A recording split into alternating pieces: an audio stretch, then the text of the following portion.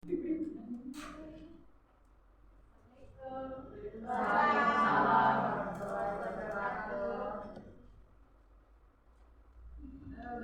kabarnya pagi hari ini adik-adik? Alhamdulillah sehat. Semoga kalian tetap sehat dan panjang umur. Baiklah, untuk mengawali pelajaran kita pada pagi hari ini, agar lebih barokahnya kita mulai dengan membaca doa. Untuk ketua kelasnya silahkan dibimbing doanya dulu.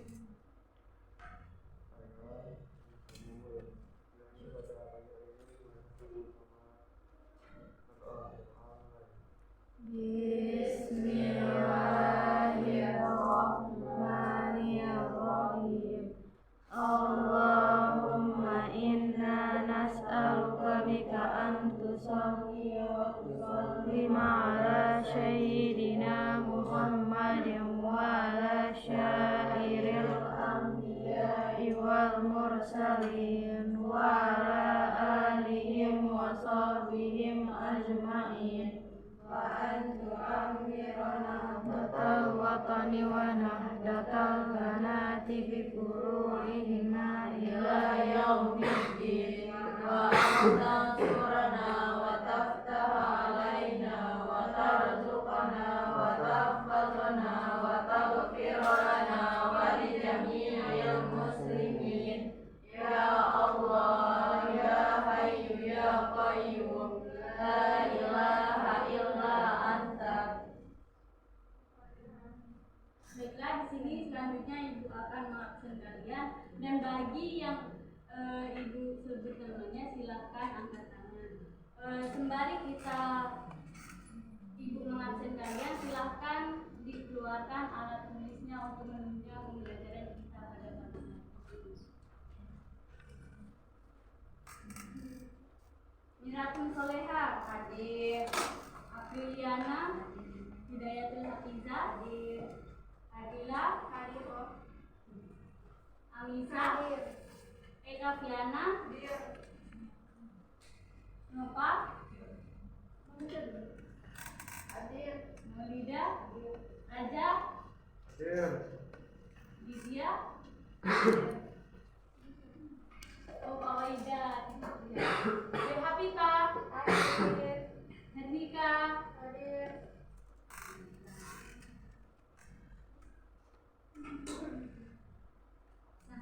Sebelum kita memulai pelajaran pagi hari ini, masih ada yang ingat enggak pelajaran kita yang minggu kemarin, yaitu tentang apa? Uang. Tentang apa, yuk? Bang. Ya, bank dan keuangan. Ayo, Raja, apa pengertian dari bank itu? Bank adalah badan usaha. Bank adalah badan usaha yang menghimpun dana dari masyarakat dalam bentuk simpanan dan menyalurkan kembali ke masyarakat dalam bentuk kredit. Kalau Hernika, apa dari pengertian dari uang?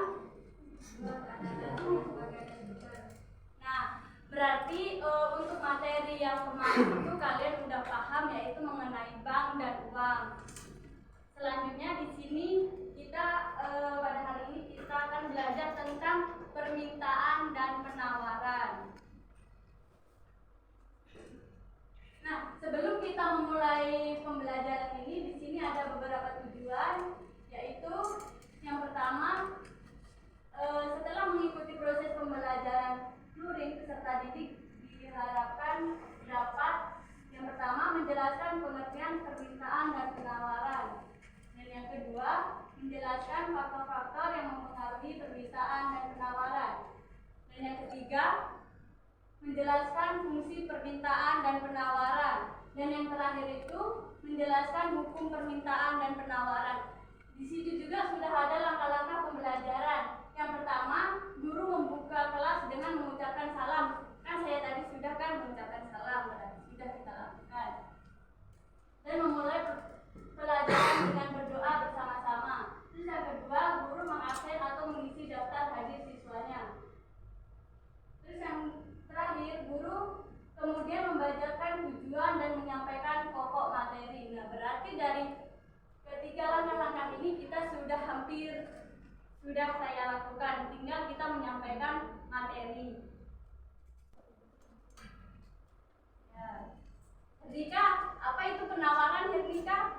Penawaran adalah sejumlah barang dan jasa yang ditawarkan oleh produsen pada berbagai tingkat harga dalam kehidupan. Lanjutkan ya. Nah, di sini ada pengertian permintaan dan penawaran.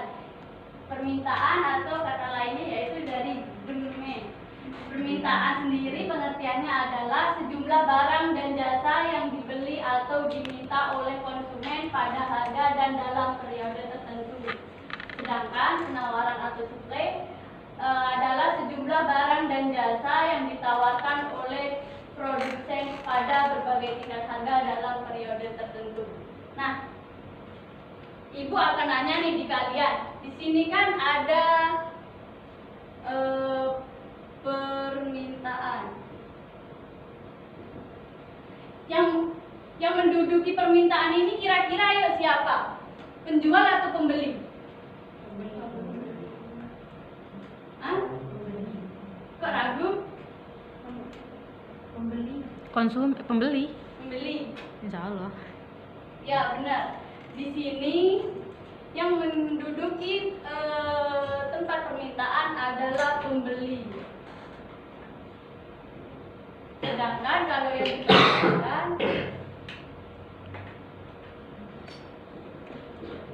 adalah penjual.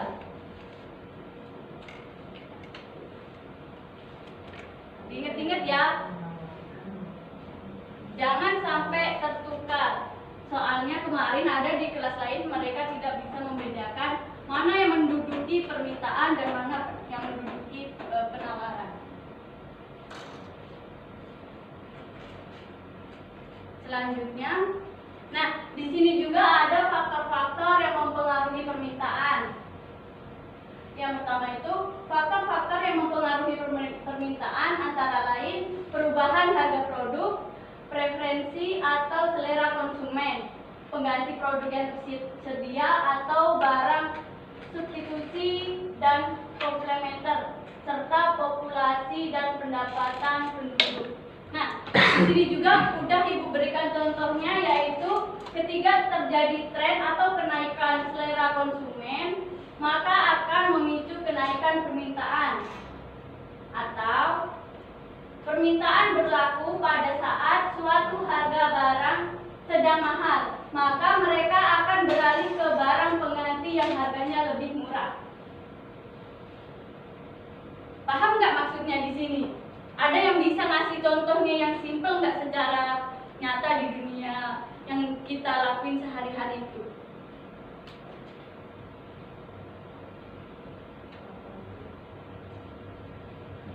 Ada yang bisa nyontohin?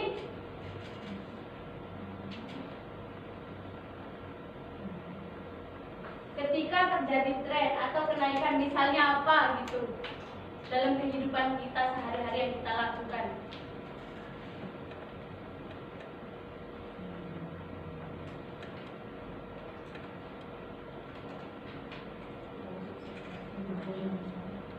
Apa? Baju. Contohnya misalnya lagi ngetrend di TikTok kan belanja di Shopee, belanja di TikTok Shop. Nah itu maka karena sedang tren itu permintaannya banyak untuk belanja di TikTok Shop. Mengakibatkan yang memproduksi barang tuh juga sampai kewalahan. Ada yang lain?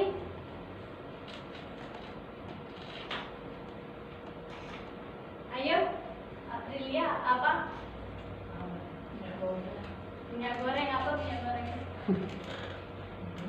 Kalau minyak goreng mahal, maka konsumen akan beralih ke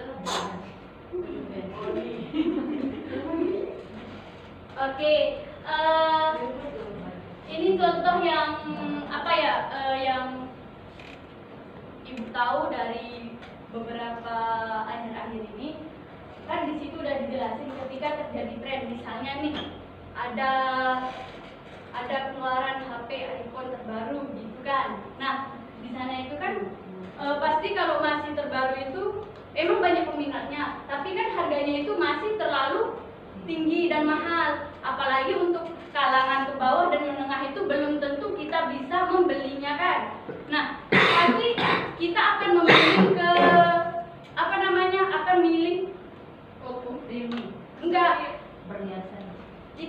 membeli HP iPhone tapi yang lebih bawah. HDC. Ya, bisa juga dibilang HDC atau iPhone yang enggak original. Itu contohnya. Ya, gitu Pak ya. Dicatat ya, besok kita akan UAS minggu depan.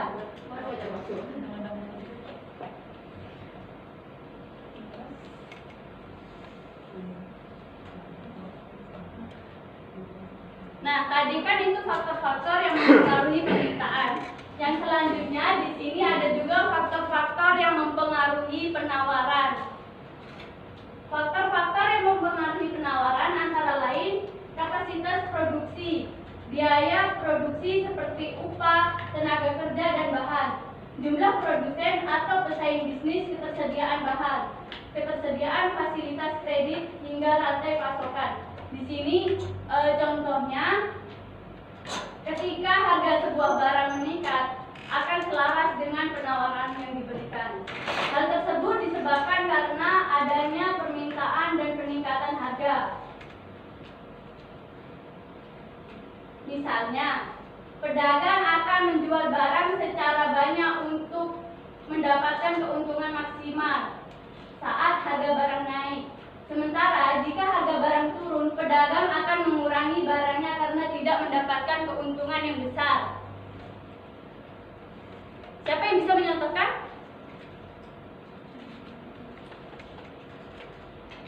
Saya, Bu. Apa? Kalau contohnya saat ini misalkan kayak minyak, pas dia mahal itu pedagang itu berbondong-bondong ngeluarin anunya itu Yuki. Ya. Nah, tapi pas dia murah kan agak sedikit yang mereka keluarkan. Itu kayaknya contohnya kalau saat ini. Benar sekali. Itu salah satu bahan pokok yang disebutkan oleh Bayi yang tadi itu yang sangat harganya di saat ini itu lagi tinggi-tinggi. Nah, apalagi kalau di bulan puasa ini kan ada kebutuhan orang bikin kue, orang beli baju juga. Nah, disinilah kesempatan penjual itu meraih untung sebanyak-banyaknya. Kan di sini sudah dijelaskan tadi. Misalkan pedagang menjual barang banyak untuk mendapatkan keuntungan maksimal. Karena kalau di bulan puasa ini kan misalnya di bahan-bahan pokok seperti tepung, terigu, gula kan. Nah, kita kan akan membuat roti. Nah, jadinya itu banyak sekali dibutuhkan oleh para konsumennya. Jadi pedagang itu, mereka itu menyetok barang itu sangat banyak. Apalagi sekarang semua serba mahal. Itu kesempatan mereka sekali itu. Itu contohnya. Ada yang bisa memberikan contoh lain?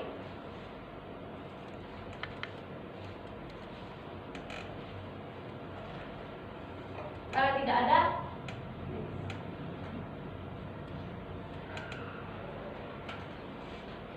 nah selanjutnya di sini juga ada fungsi permintaan dan penawaran.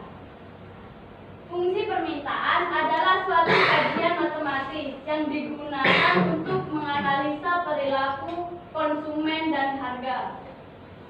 Fungsi permintaan mengikuti hukum permintaan, yaitu apabila harga suatu barang naik, maka permintaan akan barang tersebut juga menurun. Sebaliknya, apabila harga barang turun, maka permintaan barang tersebut meningkat. Nah, di sini juga ada hubungan antara harga dan permintaan. Di sini tuh permintaan itu selalu bernilai negatif.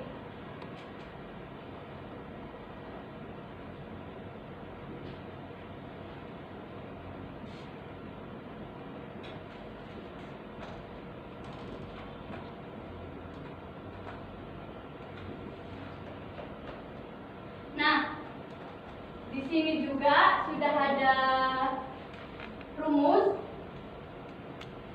dari fungsi permintaan. PD sama dengan A min di PD atau PD sama dengan min 1 per B dalam kurung A min plus ID.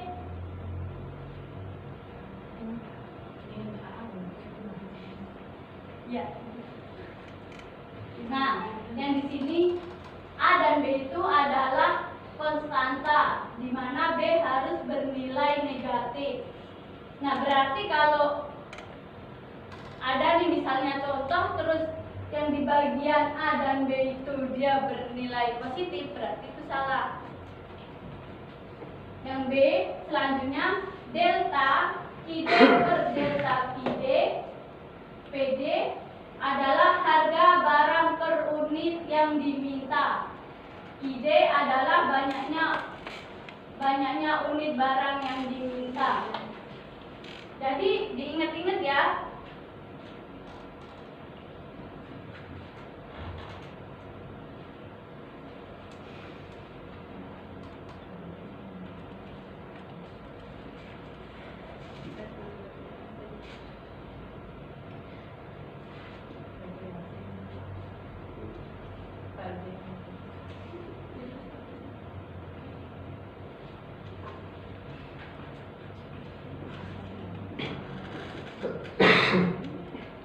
Jadi diingat-ingat itu setiap hurufnya itu mempunyai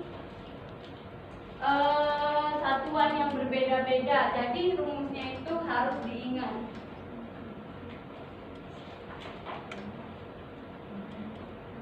Nah, di sini juga selanjutnya ada fungsi penawaran. Fungsi penawaran adalah persamaan yang menunjukkan hubungan harga barang di pasar dengan jumlah barang yang ditawarkan oleh produsen. Fungsi penawaran digunakan oleh produsen untuk menganalisa kemungkinan banyaknya barang yang akan diproduksi. Menurut hukum penawaran, bila harga barang naik dengan asumsi ceteris paribus atau faktor-faktor lain dianggap tetap, maka jumlah barang yang ditawarkan akan naik, atau sebaliknya. Apabila penawaran antara harga dan barang dan jumlah barang yang ditawarkan memiliki hubungan positif karena gradien B fungsi dari penawaran harus bernilai positif. Nah, tadi kan yang AB itu kalau di permintaan kan negatif. Tapi kalau di penawaran itu yang B ini harus positif.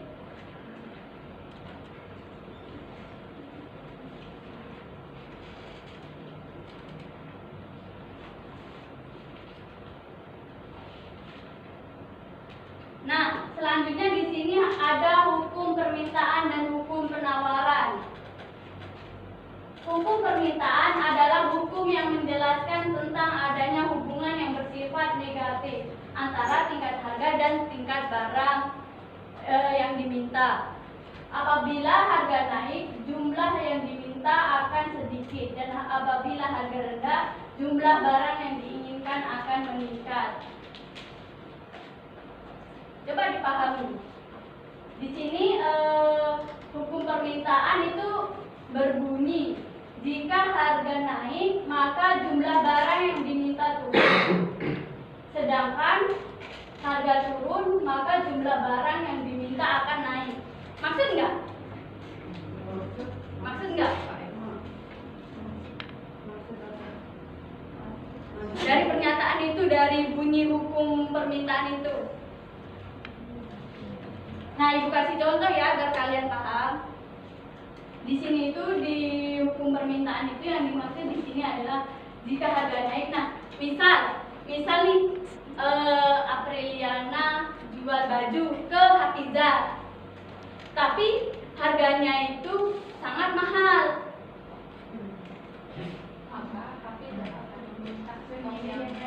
Ya, Mbak Yan. Terus karena harganya mahal, Hafizah ngambil barangnya sedikit. Tapi kalau baju di Mbak Iya itu hanya 10 ribuan, Hafizah akan ngambil banyak di sana. Maksud kan? Nah, selanjutnya di hukum penawaran adalah bahwa semakin tinggi harga, jumlah yang diminta atau ditawarkan semakin banyak.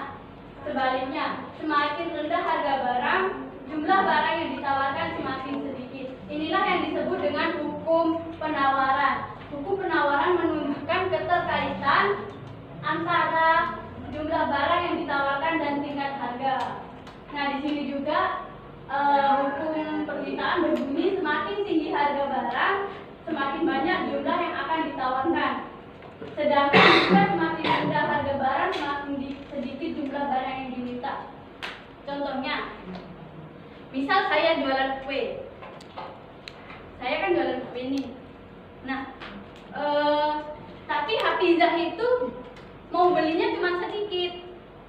Nah, karena Hafizah mintanya cuma sedikit, ke saya mau belinya cuma sedikit, tidak semua produk yang saya punya tidak saya keluarkan.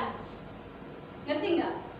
Nah, kalau Hafizah berani beli banyak, baru di sana semua saya akan kasih tahu, ini loh produk saya, ini yang saya produksi, semua barang yang saya akan keluarkan.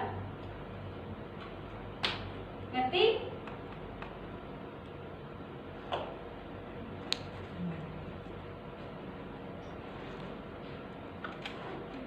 Nah, karena waktunya sudah mau habis. Nah, ini bentuk kurva permintaan dan di sini adalah kurva penawaran.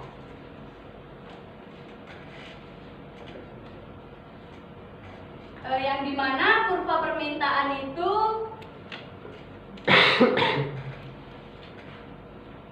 kurva permintaan ini dari kiri ke kanan bawah menunjukkan harga barang dengan permintaan atau berbanding balik. Sedangkan kurva penawaran yang mempunyai kemiringan yang positif naik dari pojok kiri bawah ke kanan atas. Nah, ini contohnya.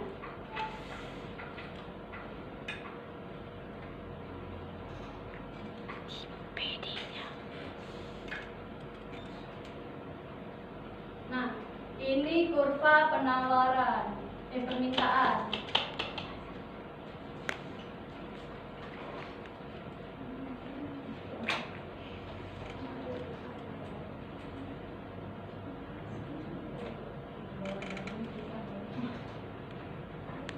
Sampai sini sudah paham? Paham, Ibu. Nah, selanjutnya Ibu ada tugas untuk kalian dikumpulkan pada saat kita masuk di minggu depan. Di sini ada 2 tugas, jangan ada yang contekan. Silahkan kerjakan sendiri-sendiri sesuai kemampuan kalian. Bu, boleh kerjasama? Nggak boleh. Kerjasama, Bu. Kan bukan nyontek. Kalian kerjasama tetapi pasti jawabannya sama. Soalnya sama, Bu. Soalnya setiap mahasiswa itu pasti ada kata-kata yang sedikit beda. Ini bener-bener kemarin tugas yang minggu lalu nggak ada yang beda, semuanya itu sama. Kalian itu contekan satu kelas. Ya, orang kita gandain. Iya, Pak, ya, contek. Seuzon, Ibu ini. Kita juga contek. Harus husnuzon, Bu. Mungkin hanya itu yang dapat Ibu sampaikan pada pertemuan kali ini. Mohon diingat tadi juga ada rumus yang sudah Ibu berikan. Terus kalian juga katanya tadi sudah paham. Jadi Ibu simpulin ya bahwa di saat ini apalagi kita bulan puasa sangat berpengaruh sekali harga pokok, harga bahan pokok karena ada kaitannya dengan permintaan dan penawaran. Mungkin hanya itu. Ibu akhiri, wassalamualaikum warahmatullahi wabarakatuh. Waalaikumsalam warahmatullahi wabarakatuh.